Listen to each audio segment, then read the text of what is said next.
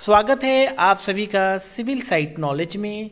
आज मैं आप सबके लिए इम्पोर्टेंट टॉपिक लेके आया हूँ कि कॉलम का डिजाइन कैसे करें। डिजाइन करना सीखेंगे आप, वीडियो लास्ट तक देखिए। कॉलम का डिजाइनिंग कैसे किया जाता है, लोड कैलकुलेशन कैसे किया जाता है, स्टील किस बेस पे प्रोवाइड किया जाता है कि किस कॉलम में कितना स्टील प्रोवाइड किया जाता है, ये मैं डिजाइन पोर्शन लेकर आया हूँ। एक आपका प्ले लिस्ट बना दिया हूँ, आप जाकर देख सकते हैं कि कॉलम का डिजाइन कैसे करते हैं। बीम का, फुटिंग का, स्लैब का पूरा आपको डिजाइन मिलेगा। तो ये पार्ट फर्स्ट है कि कॉलम का कैसे डिजाइन करें, कॉलम का लोड कैसे कैलकुलेट करें। चलिए वीडियो स्टार्ट करते हैं। वीडियो स्टार्ट करने से पहले एक छोटा सा रिक्वेस्ट है कि अगर आप सिविल साइट नॉलेज को सब्सक्राइब नहीं किए हैं तो प्लीज़ सब्सक्राइब कर लें, साथ में बेल आइकन प्रेस करना ना भूलें। कमेंट जरूर कीजिएगा कि आपको ये वीडियो कैसा लगा, वीडियो लास्ट तक देखें। टॉपिक है design of A column pillar, part first. ये पहला मैं वीडियो लेकर आया हूँ कि कॉलम का डिजाइन कैसे करते हैं। देखिए, जब लोग घर बनाते हैं तो कॉलम का जो साइज प्रोवाइड करते हैं तो उसका डिजाइन साइज कैसे किया जाता है, लोड के अकॉर्डिंग कि आपके कॉलम पे कितना लोड आ रहा है। एकदम बेसिक मैं बताऊंगा, पार्ट फर्स्ट है, वीडियो लास्ट तक देखिए। कि मान लिया जाए कि ये कॉलम पे लोड लगा और ये कॉलम लोड ट्रांसफर करता है किस पे, फुटिंग पे, और फुटिंग लोड ट्रांसफर करता है आपका सॉइल पे, और ये सेफ होना चाहिए। तो मैक्सिमम लोड कितना ये कॉलम बेयर कर सकता है, ये भी सीखेंगे। कि जब आप घर बनाते हैं तो ये आपको आइडिया होना चाहिए कि कहीं जो हम स्टील कॉलम में प्रोवाइड कर रहे हैं, जो कॉलम का साइज जो प्रोवाइड कर रहे हैं वो सेफ है कि नहीं है। सेफ होना बहुत ही जरूरी है कि कॉलम कहीं फेल तो नहीं हो रहा है। देखिए, जब इस पे हम कॉलम पे जब लोड लगाएंगे तो ये कॉलम पे अधिक लोड लगा देंगे, इसके कैपेसिटी से अधिक लोड लगाएंगे तो ये कॉलम तो क्या होगा, फेल होना ही है। तो मुझे ऐसा डिजाइन करना है कि कॉलम सेफ रहे और स्ट्रक्चर हमारा सेफ रहे और सॉइल पे लोड ट्रांसफर कर दे। तो कितना मैक्सिमम लोड बियर करेगा, इस डिजाइन पार्ट से हम सीखेंगे कि मैक्सिमम लोड कितना कॉलम लेगा और कितना स्टील इसमें प्रोवाइड करें, यही मैं बताऊंगा। ओके, डिजाइन पार्ट में स्टार्ट किया हूं। देखिए, ध्यान से देखिएगा, वीडियो लास्ट तक देखिए। देखिए कॉलम क्या होता है, ध्यान से देखिएगा। ये कॉलम है, कॉलम कंप्रेसिव मेंबर होता है। हमेशा ये लोड जो इस पे लगता है तो इसको कंप्रेस करता है। ओके, तो ये जब फेल होता है हमारा कॉलम, अगर मान लीजिए जितना लोड इसका बेयरिंग कैपेसिटी, मतलब इसका सहने का जो कैपेसिटी है, उससे ज्यादा अगर आप लोड लगा देंगे तो क्या होगा, ये तो फेल हो जाएगा, क्रश हो जाएगा, टूट जाएगा। तो यही हम आपको मैं बताने जा रहा हूं। तो कॉलम के बारे में समझिए, कंप्रेसिव मेंबर है, और कंप्रेसिव मेंबर है तो कॉलम जो होता है, कंप्रेसिव मेंबर तीन टाइप का होता है, कॉलम, पेडेस्टल और स्ट्रट। कॉलम क्या होता है, पेडेस्टल क्या होता है और स्ट्रट क्या होता है, ये आपको जानना जरूरी होता है। तो देखिए, ये मान लीजिए ये सेक्शन है, यानी कि ये कॉलम है। टॉप से देखते हैं तो आपको कुछ इस टाइप के दिखेगा, यही कॉलम। ध्यान दीजिए, तो ये बी हो गया, ये डी हो गया, यानी कॉलम का विड्थ, यानी कॉलम का जो साइज होता है। मान लीजिए आप 230 इंटू 230 का कॉलम का प्रोवाइड कर रहे हैं तो ये इसका साइज हो गया B into D. B into D, यहाँ दोनों बराबर है। अगर 300 बाई 230 का कॉलम होता, टॉप से दिखेंगे तो ऐसा दिखेगा, ये प्लान हो गया। तो मान लीजिए ये आप रेनफोर्समेंट जो प्रोवाइड कर रहे हैं तो कितना होना चाहिए, ये लोड के अकॉर्डिंग आपका कैलकुलेशन होता है। देखिए, बी हमेशा छोटा होता है डी से, यानी कि विड्थ ऑफ ए कॉलम, जो इसका चौड़ाई है कॉलम का, और ये लंबाई है, ये डी डेप्थ, और ये हाइट हो गया। ध्यान दीजिए, ये हाइट होगी, ये सेक्शन है तो ये हाइट हो गया। तो बी हमेशा छोटा रहेगा डी से। ध्यान दीजिए। अब कॉलम को जानेंगे कैसे कि कॉलम है, पेडेस्टल है या स्ट्रट है, ये कैसे जानेंगे, ये बहुत ही जरूरी है। तो एक होता है स्लेंडरनेस रेशियो, ओके, तो इस रेशियो के अकॉर्डिंग हम जानेंगे कि कॉलम है या पेडेस्टल है या स्टड है। ओके, तो ध्यान दीजिएगा कि सिलेंडर रेशियो को हम डिनोट कर रहे हैं एल नॉट से। तो एल नॉट इक्वल टू होता है एल इफेक्टिव बाई में लिस्ट लेटरल डायमेंशन, ये होता है एल एल डी। तो ये क्या होता है, लिस्ट लेटरल डायमेंशन। तो ये दोनों को समझते हैं, एल इफेक्टिव क्या होता है और एलएलडी क्या होता है। तो एलएलडी जान लीजिए कि बी इंटू डी, कॉलम का क्रॉस सेक्शन क्या है, बी इंटू डी। इसमें जो छोटा होगा यानी smallest dimension taken LLD, least lateral dimension B, आप जो स्मॉलेस्ट डायमेंशन होगा उसको टेकन करेंगे। तो मान लीजिए जाए 230 इंटू 300 का कॉलम है, तो इसमें लिस्ट लेटरल डायमेंशन क्या होगा 230, ये आप टेकन करेंगे। ओके, अब क्या करना है, एल इफेक्टिव क्या होता है तो मैं आपको बताता हूं। ये कॉलम है, मान लीजिए ये कॉलम है, कॉलम फिक्स होता है, ध्यान दीजिए हमेशा कॉलम फिक्स होता है। तो कॉलम का फेल होने का अगर जो लोड लगाएंगे तो ये बकल होना स्टार्ट हो जाएगा। ओके, तो कुछ ही जैसे कि एकदम जहां से फिक्स है कॉलम, ध्यान दीजिए मान लीजिए इसको लोड लगाते हैं, इस पे लोड लगाएंगे तो ये तुरंत तो बकल नहीं होगा, यानी कुछ डिस्टेंस से बकल होना स्टार्ट करेगा यहाँ से। तो जहां से बकल होना स्टार्ट करेगा यानी कि यहां से यहां तक, उसको बोलते हैं एल इफेक्टिव बोलते हैं। यानी the length along which column is buckling, जिस लेंथ से जहां से कॉलम बकल होना स्टार्ट होता है उसके बीच की दूरी को हम एल इफेक्टिव करते हैं। अब सिंपल वर्ड में मैं आपको बता दूं कि क्लियर स्पान, मान लीजिए स्लैब का बॉटम है और ये प्लिंथ बीम है, जो बीम और कॉलम के बीच की जो दूरी है, जैसे ये बीम हो गया और ये भी प्लिंथ बीम हो गया, ये दूरी को हम एल इफेक्टिव बोलते हैं। ध्यान, क्लियर, सिंपल वर्ड में इतना समझिए। नहीं तो बारीकी में अगर आपको बताना होगा तो आप बताइए, जहां से कॉलम बकल होना स्टार्ट होता है उस बीच की दूरी को हम बोलते हैं एल इफेक्टिव। ओके, अब देखिए एल इफेक्टिव जो होता है तो कैसे मालूम करेंगे, ध्यान दीजिएगा।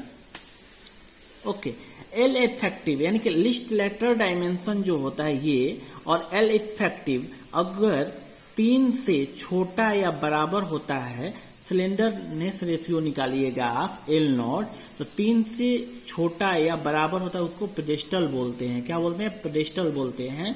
और 3 से जो बड़ा होता है उसको कॉलम बोलते हैं। ध्यान दीजिए। तो अब मैं बात करूं कि अगर आप थोड़ा ध्यान दीजिएगा कि ये जो फुटिंग है जस्ट लाइक ये पेडेस्टल है और ये कॉलम है गया।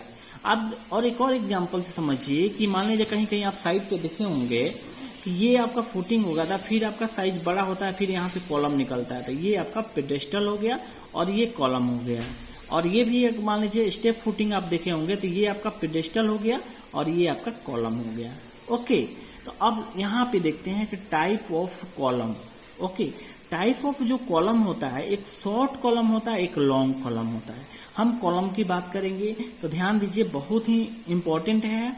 ओके, वीडियो लास्ट तक देखिएगा और मैं क्लियर करूंगा आपको कि शॉर्ट कॉलम एक लॉन्ग कॉलम होता है। तो शॉर्ट कॉलम किसको बोलते हैं, लॉन्ग कॉलम किसको बोलते हैं। तो अगर एल नॉट यानी कि सिलेंडरनेस रेशियो क्या होता है, एल नॉट 12 से छोटा हो या 12 के बराबर हो तो उसको शॉर्ट कॉलम बोलते हैं।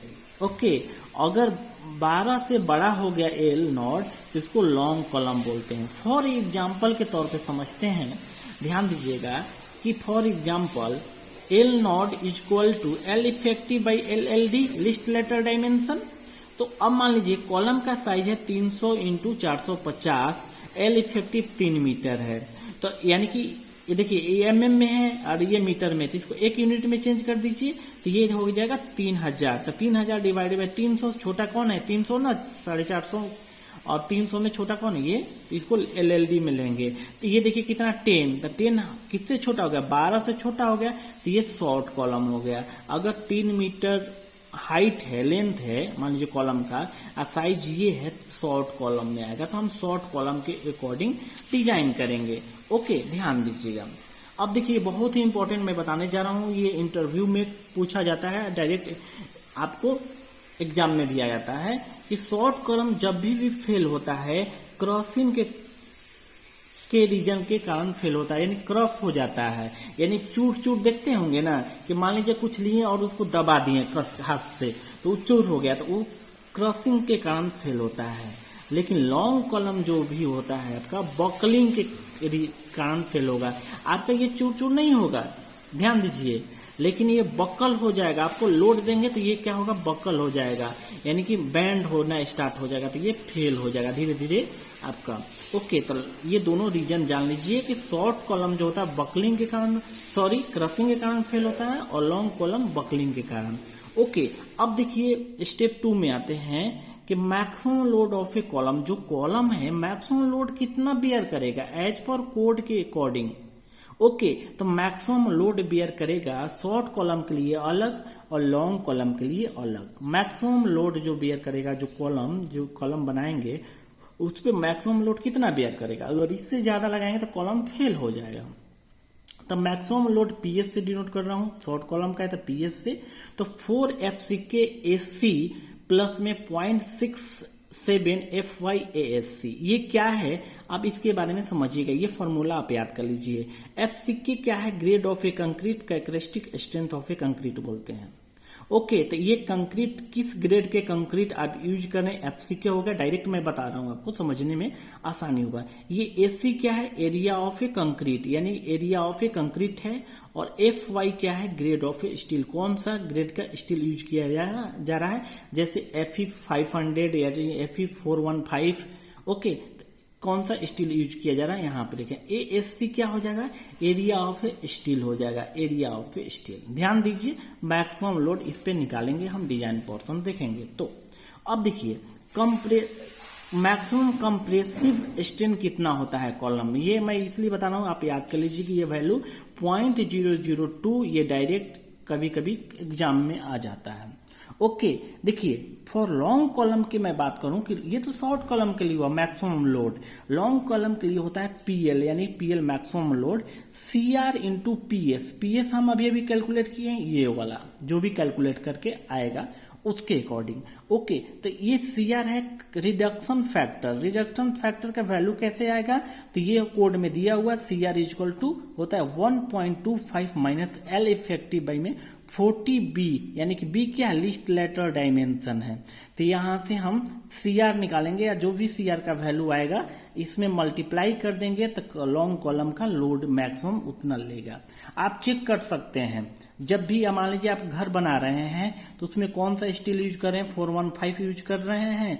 कॉलम का साइज मान लीजिए आपका 450 इंटू 300 का है, और आपका स्टील कौन सा ग्रेड यूज कर रहे हैं, M20 यूज कर रहे हैं। तो एरिया ऑफ स्टील मान लीजिए कितना उसमें नंबर ऑफ बार है, आपको दिया होगा 4 नंबर ऑफ बार 12 का यूज कर रहे हैं। तो ये कितना मैक्सिमम लोड होगा इसके बेस पे निकाल सकते हैं कि मैक्सिमम लोड कैसे हम निकालते हैं। ओके, तो निकाल लेंगे, आप कमेंट में कीजिए इसके अकॉर्डिंग कितना लोड आएगा।